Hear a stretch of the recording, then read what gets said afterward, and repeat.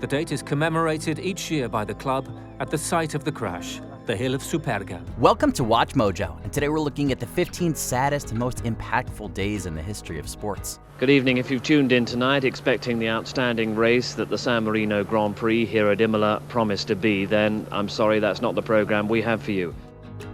The death of Owen Hart. Part of the allure of pro wrestling comes from the times when the line between fiction and reality is blurred. Last night in Kansas City, Missouri, with more than 18,000 people in the arena and a large worldwide pay-per-view audience, Hart was getting ready to make a spectacular entrance, similar to one he'd made before. But in 1999, when Owen Hart fell 78 feet after a harness malfunction at a Kansas City pay-per-view, things became far too real, far too quickly. All of a sudden, all gimmicks and acting went out the window as the WWE staff and some of the wrestlers themselves scrambled to try to save Hart's life. Unfortunately, the damage he sustained in the fall was too great and he succumbed to his injuries shortly after. Unfortunate responsibility to let everyone know that Owen Hart has died.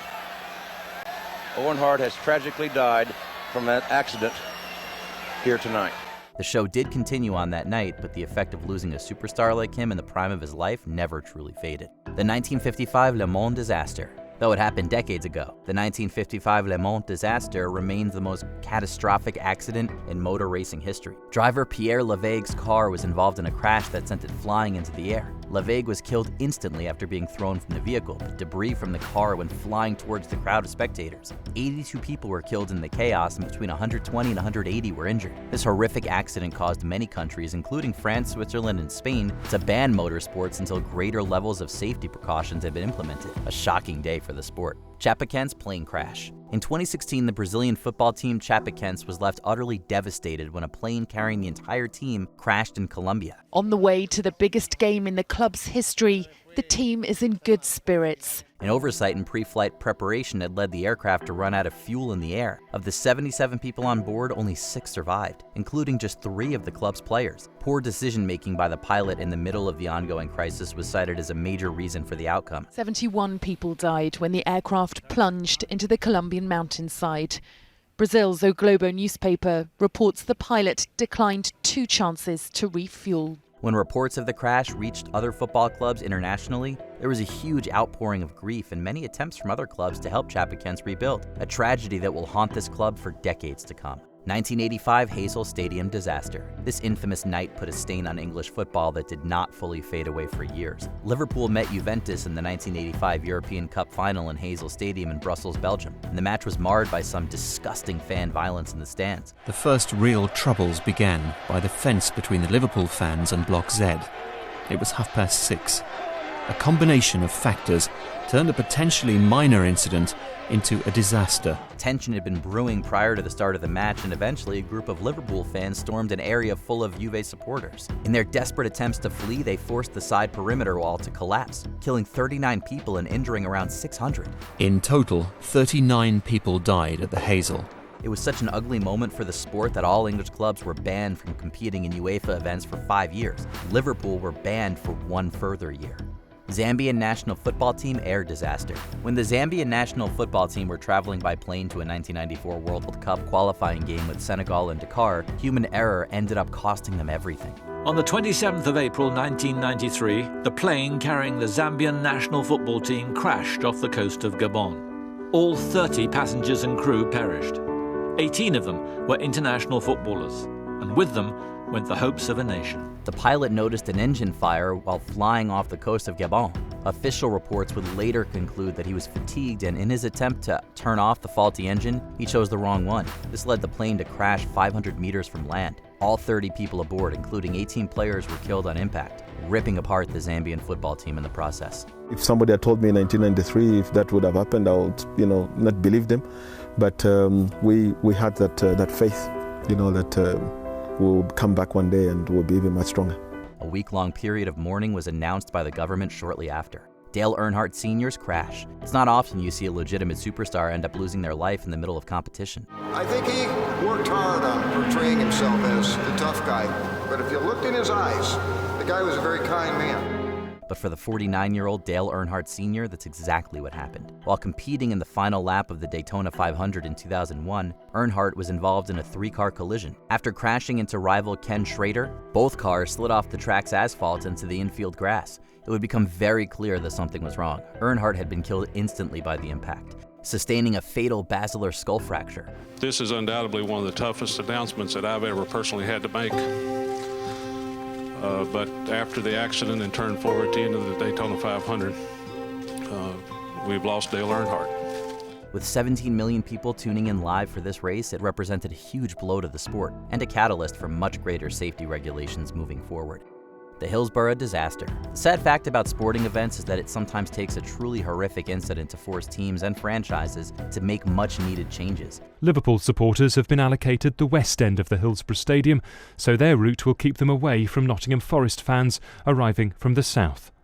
This also means the Liverpool supporters will all have to pass through one entrance, Leppings Lane. And for Liverpool Football Club, there were some real oversights in areas of crowd control and safety precautions. When overcrowding in the stands during Liverpool's FA Cup semi-final clash with Nottingham Forest led to a deadly crush, the result was brutal. 97 fans were killed and hundreds more were injured. Though some blamed unruly fan behavior at first, it became clear the regulations needed to change for all football teams, and thankfully they did. The victims' families continued to fight for justice, with them voicing their disgust at how little priority was placed on general fan safety prior to the disaster. And at the heart of it, of course, are the 96 people who went to a football match thinking they were just going for a great family day out, and they never came home. The Lokomotiv Yaroslavl Air Disaster. September 7, 2011 marked one of the darkest days in the history of international hockey, when a plane carrying the entire Lokomotiv Yaroslavl team crashed while taking off for a flight to Minsk, Belarus. Moments after takeoff, the Yak-42 slammed into this Russian riverbank,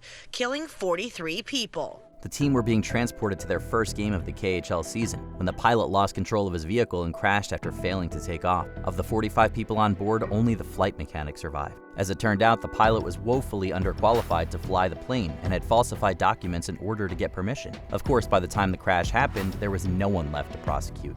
The Lima football riot. The infamous Lima football riot is not the only horrific sports disaster to befall the people of the Peruvian capital.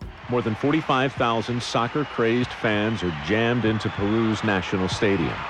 The event this day, an Olympic qualifying soccer match between Peru and their arch-rival Argentina, both world-class teams. The stage is set for a monumental clash of the titans.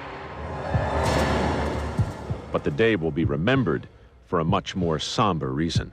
We'd be remiss if we didn't also mention the 1987 plane crash that killed 42 people, including 37 players and staff members of the Alianza Lima Football Club. But in 1964, a tragedy of monstrous proportions befell the Estadio Nacional during a game between Peru and Argentina. After a referee decision infuriated the Peruvian support, they stormed the pitch, leading to a crush that had hundreds of people trapped. Panicked spectators stampede to the exit, trampling over the fallen.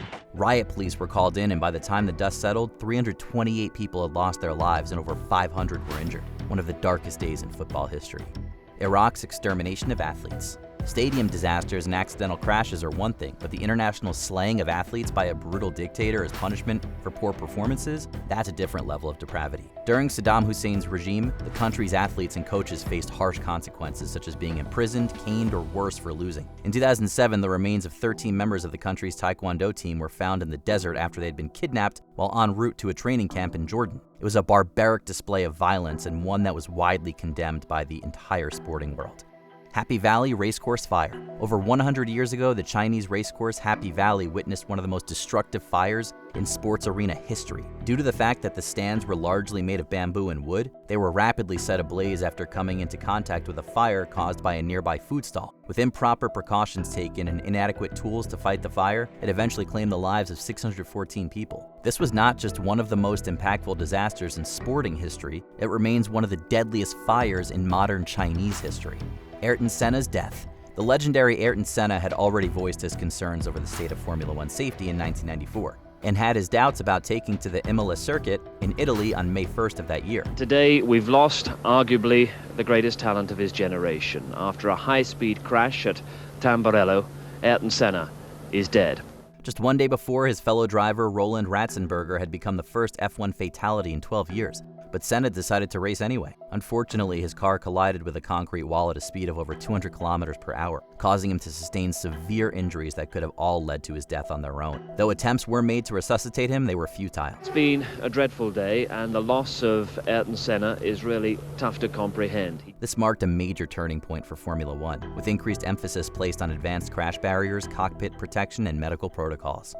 Israeli team attack at the Munich Olympics. At the 1972 Olympics in Munich, 8 members of the Palestinian militant organization Black September attacked the athletes' village, killing 2 members of the Israeli Olympic team. The 1972 Munich Games became one of the darkest moments in Olympic history.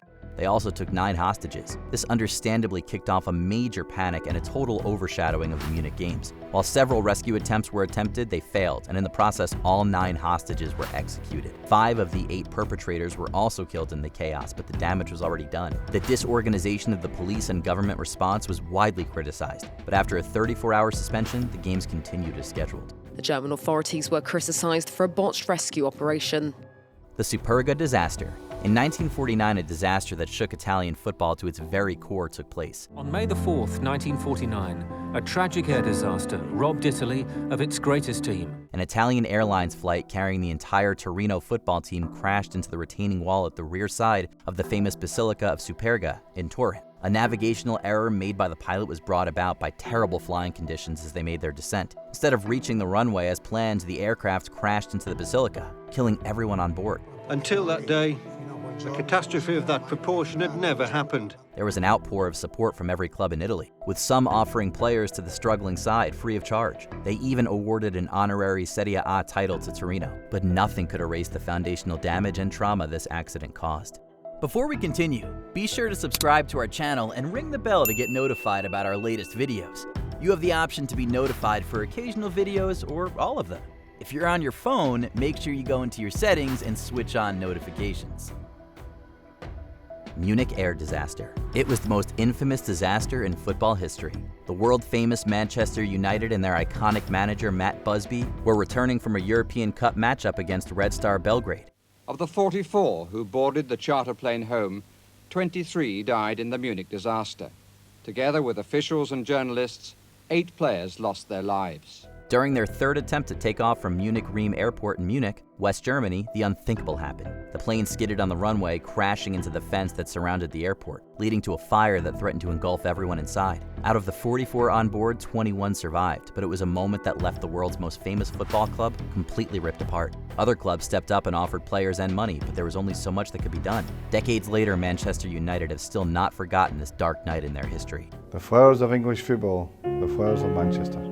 What infamously dark day in sports history stands out in your memory? Let us know in the comments.